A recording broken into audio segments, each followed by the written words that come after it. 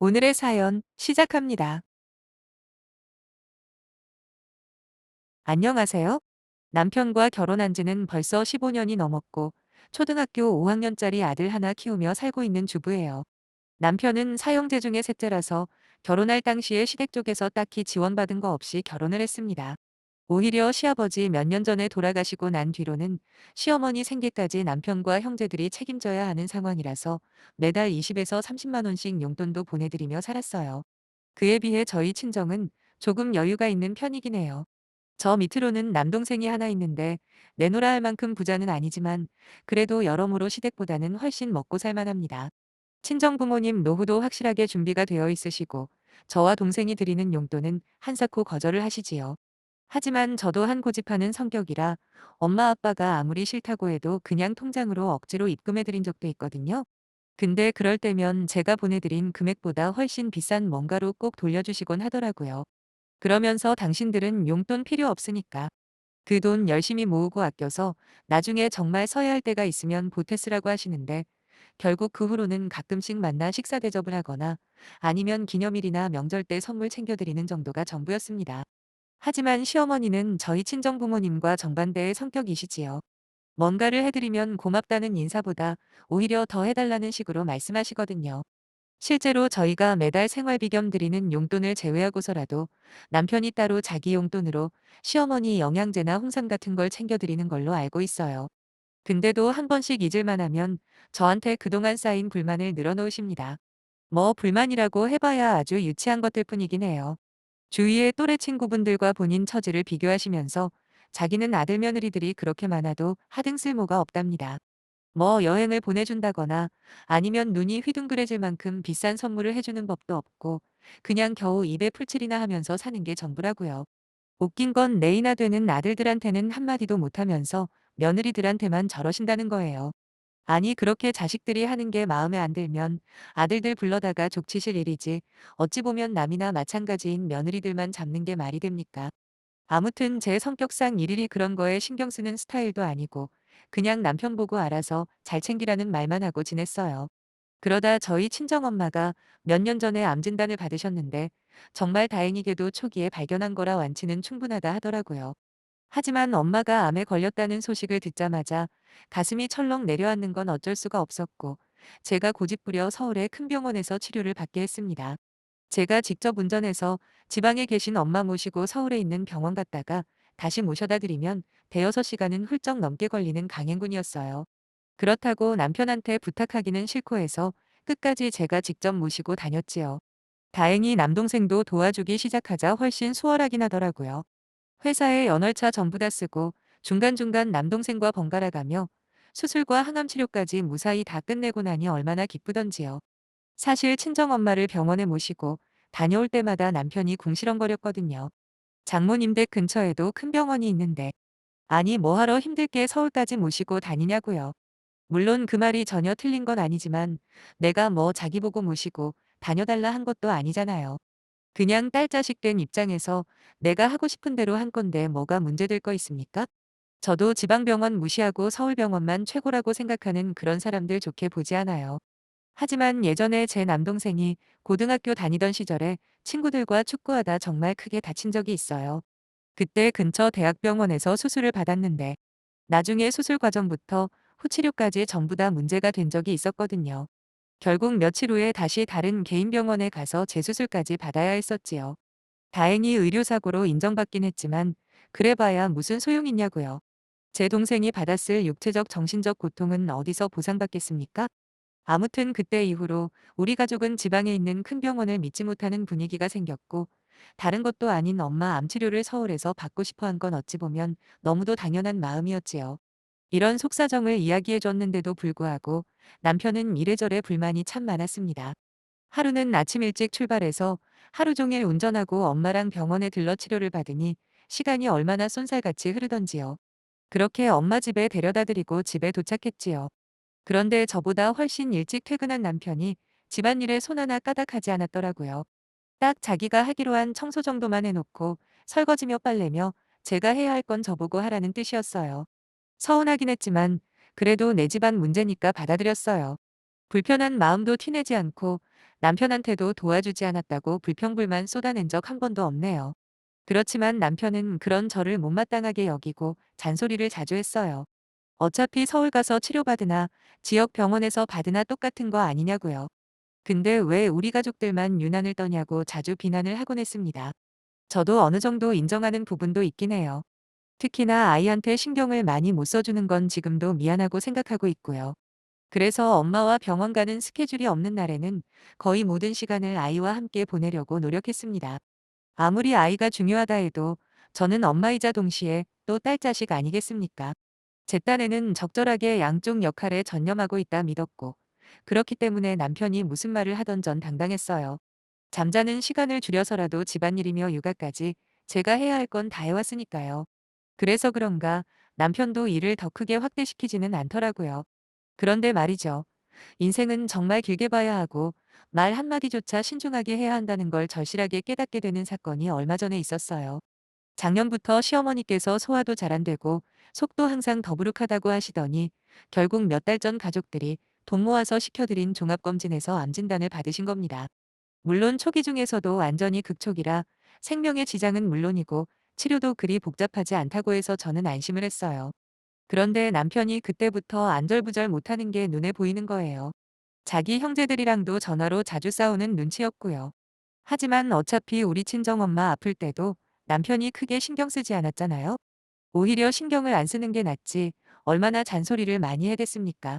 그래서 저도 처음에 두세 번 찾아뵙고 난 뒤로는 남편이랑 남편 형제들이 알아서 하겠거니 짐작을 했죠. 그러게 우리 엄마 아팠을 때 관심 조금 더 써주고 하다못해 말이라도 장모님 괜찮으시냐 하면서 이쁘게 했으면 이번에 시어머니 아플 때도 제가 이렇게까지 무덤덤했겠냐고요. 며느리가 셋이나 되는 집안이다 보니 시어머니가 저한테 딱히 잘해준 적도 없고 그래도 아프다고 하니 걱정되면서 신경이 좀 쓰이는 게 전부였습니다. 거기다 남편이 저한테 하던 잔소리가 생각나서 뭐 하나 도와주고 싶은 생각도 들지 않았어요.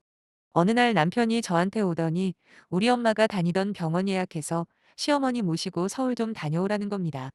시댁은 우리 친정보다 훨씬 더 멀고 서울에서도 멀어서 거기까지 왕복으로 운전하면 최소 7시간은 차 안에서 보내야 하거든요. 어처구니가 없어서 내가 왜 니네 형제들 다 놔두고 그래야 하냐 물어봤는데 남편이 한다는 말이 가관이더라고요. 그 병원에 가봤던 사람이 저뿐이지 않냐고 다들 회사 다니느라 바빠서 휴무내기도 어렵답니다. 거기다 며느리 등 중에 운전할 수 있는 사람이 저밖에 없다면서 본인이 카드를 줄 테니까 어머님 모시고 서울 갔다가 맛있는 것도 먹고 오라더군요. 진짜 어이가 털려서 그 자리에서 소리를 질러버렸습니다. 너네 형제들은 자식들도 아니냐고 어떻게 엄마가 암이라는데 그거 꼴랑 서울 왔다 갔다 귀찮아서 며느리인 나한테 떠넘기냐고요. 그리고 대가리가 있으면 떠올려 보라고 했습니다. 내가 옛날에 우리 엄마 모시고 병원 다닐 때 사위라는 놈이 집에서 살림을 도와주길 했냐 아니면 애를 잘 보고 있길 했냐 그 와중에 눈치 보여 미안한 마음에 부랴부랴 집에 달려오면 저녁밥 안 해줬다고 입이 대빨 튀어나와 있던 게 아직도 기억이 난다고 했죠. 사람 새끼가 염치라는 게 있으면 너가 나한테 니네 엄마 모시고 병원 다녀오라는 말은 차마 못한다고 괜시리 애꿎은 며느리들한테 떠넘길 생각하지 말고 너네 형제들끼리 돌아가면서 다니던 알아서들 하라고 해버렸네요. 그러자 남편이 분을 모시기고 씩씩거리면서 쌍욕까지 하길래 어디 애 앞에서 욕지거리냐. 그딴 막말할 거면 너네 엄마 집에 가서 하라고. 왜 내 집에서 난리냐 한마디 했다가 그날 진짜 크게 한판 붙었어요. 결혼하고 남편이 저한테 육두문자를 날린 건 그날이 처음이었지요. 물론 저도 남편이 하는 욕을 듣고만 있었던 건 아닙니다. 아니 자기 부모 각자 챙기기로 한 거 벌써 잊었냐고. 지난번 우리 엄마 아플 때 나도 혼자서 알아서 했으니까 니네 부모는 니네 형제가 챙기라는 게 뭐가 잘못이냐 미친 듯이 따져댔습니다. 결국 남편은 자기가 할 말이 없었는지 그대로 집을 나가버리면서 부부싸움은 일단락이 되긴 했지요. 그 뒤로 남편이 집에 있거나 말거나 저는 신경도 안 씁니다. 너무 크게 실망을 했거든요. 초등학생인 저희 아들도 자기 아빠가 말도 안 되는 억지 부리고 헛소리했다 생각한다 그러더군요. 남편 혼자 씩씩대고 화를 내봤자 저는 신경도 안 쓰는 건 기본이고 밥상 차려놔도 두세 번 안 먹고 무시하길래 그 후로는 아예 남편 밥은 차리지도 않아요. 맨날 퇴근하면 혼자 방에 틀어박혀서 컵라면 먹으면서 핸드폰 게임만 하는 것 같더라고요. 이게 나이 먹을 만큼 먹은 어른이 할 짓은 아니잖아요? 그 뒤로 한동안 남편과 제대로 된 대화를 한 적이 없어서 시어머니가 어느 병원을 다니시는지, 그리고 누가 어떻게 모시고 왔다 갔다 하는지 전혀 모르겠습니다. 남편은 안 하는 것 같은데 제가 들은 바로는 형님들 둘이서 돌아가며 모시고 다닌다 하더라고요. 옛날부터 남편이 항상 하는 이야기가 뭐였는지 아세요? 자기들은 아들이 4명이나 있지 않냐고, 그래서 어머님이 세상 든든하게 생각하실 거랍니다.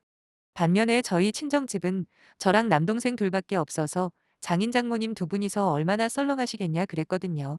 근데 막상 어려운 일이 생기고 보니 어느 쪽이 든든한지 대번에 결론이 난 거 아닙니까? 그 잘난 사형제 중에 누구 하나도 자기 엄마 병원 모시고 갈 사람이 없어서 며느리한테 의지하는 꼬라지가 너무 웃기지 않나요? 저랑 제 동생이 친정엄마 모시고 병원 다닐 때마다 뭘 그렇게까지 사서 고생을 하냐고 빈정거리던 남편 얼굴을 떠올리면 지금 이 상황이 너무 한심하고 자기가 한 말을 그대로 돌려받는 것 같아서 저 역시도 앞으로는 마음을 좀 더 곱게 쓰고 입조심해야겠다 싶네요. 제 이런 사정을 아는 친구들이나 가까운 지인들은 그런 한심한 남편 버리고 독립하라 성화지만 이혼이라는 게 그리 만만한 게 아니더라고요. 회사 출근해서 일하고 있으면 하루에도 12번씩 이혼하고 아들이랑 둘이 살고 싶다는 생각이 듭니다. 하지만 아이가 아직 초등학생인데 그래도 아직까지는 아빠가 필요할 나이라고 생각해서 엄청 망설이게 되더라고요. 그렇다고 남편과 예전 같은 그런 관계로 돌아갈 확률은 제로에 가까워요. 이번에 싸우면서 서로의 밑바닥을 확인한 것도 그거지만 제 입장에서는 자기 부모 하나 제대로 챙기지 못하는 남편에게 너무도 큰 실망을 해버렸거든요. 그러니 전과 같이 잘 지내기는 힘들 것 같네요. 결혼해서 10년 넘게 살아왔지만 이 정도로 크게 싸운 것도 처음이고 놀랍도록 제 마음이 차갑게 식어버린 적도 처음입니다. 그냥 아이 하나만 보고 같이 살 수 있는 만큼은 살아보겠지만 정 안 되겠다 힘들다 싶으면 미련 두지 않고 그냥 남편 포기하려고요. 어차피 남편이랑 저랑 공동으로 들어가는 생활비 빼고는 각자 버는 돈을 따로 관리하고 있거든요. 나머지 부동산이며 자동차 같은 재산들도 깔끔하게 명의 구분되어 있고요. 그러니 내일 당장 갈라선다 하더라도 저는 아쉬울 것 하나도 없네요.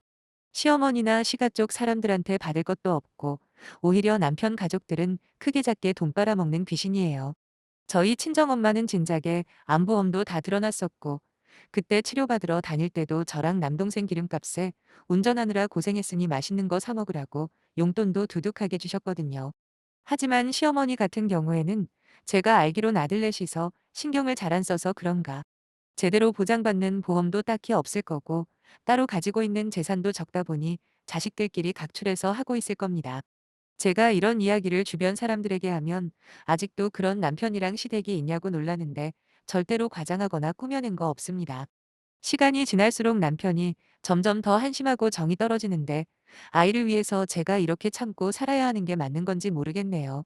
이미 저는 결혼 생활에 미련이 사라진 지도 오래고 여기서 끝내봐야 남편만 손해지 저는 아무 상관없거든요.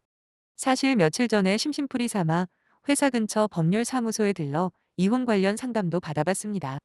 생각보다 절차가 복잡하지는 않더군요.